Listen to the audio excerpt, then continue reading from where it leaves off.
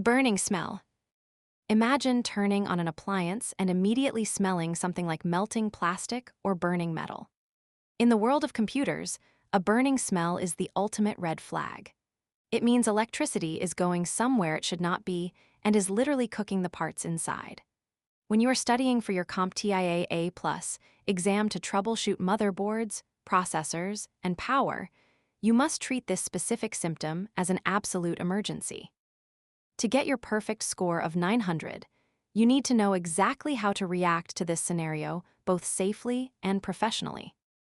The absolute first step, before any diagnostic testing or software checks, is to immediately cut all power to the system by unplugging the cable directly from the wall.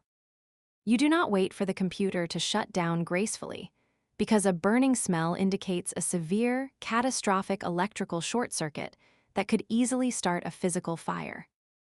Once the system is completely disconnected and safe, you must rely entirely on a visual and olfactory inspection, which means using your eyes and your nose. You never plug a burning computer back in just to see if it still works. The most common source of a burning smell is the power supply unit. Because the power supply handles the high-voltage alternating current coming straight from your wall outlet, a blown internal transformer or a ruptured capacitor will release a very distinct, acrid odor, often referred to by technicians as letting the magic smoke out. If the smell is strongest near the back of the case where the power cord plugs in, the power supply is dead and must be replaced entirely. You must never open the metal casing of a power supply to look for the burn mark, as the massive capacitors inside hold enough lethal voltage to seriously injure you, even when the unit is completely unplugged.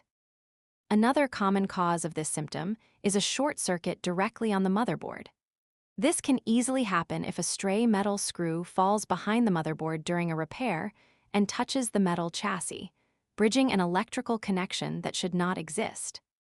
The electricity will travel through the screw, rapidly superheating the delicate motherboard traces and melting the protective coating, which smells exactly like burning plastic. You must take a bright flashlight and carefully inspect the entire surface of the motherboard for any blackened, scorched areas or melted wire insulation. Pay very close attention to the small cylindrical capacitors near the central processing unit. If these capacitors are pushed beyond their voltage limits, they will aggressively pop and leak, producing a strong chemical burning smell. Finally, do not forget to check for heavy dust buildup when diagnosing this issue. If a computer has been sitting on a carpeted floor for 5 years without ever being cleaned, the heatsink and cooling fans will be completely choked with thick, insulating dust. When the processor gets extremely hot under a heavy workload, that thick blanket of dust can actually begin to smolder, creating a smell very similar to burning hair or burning carpet. By understanding that a burning smell requires an immediate physical disconnect, followed by a meticulous visual inspection of the power supply and motherboard, you will perfectly answer any safety and hardware troubleshooting questions on the test.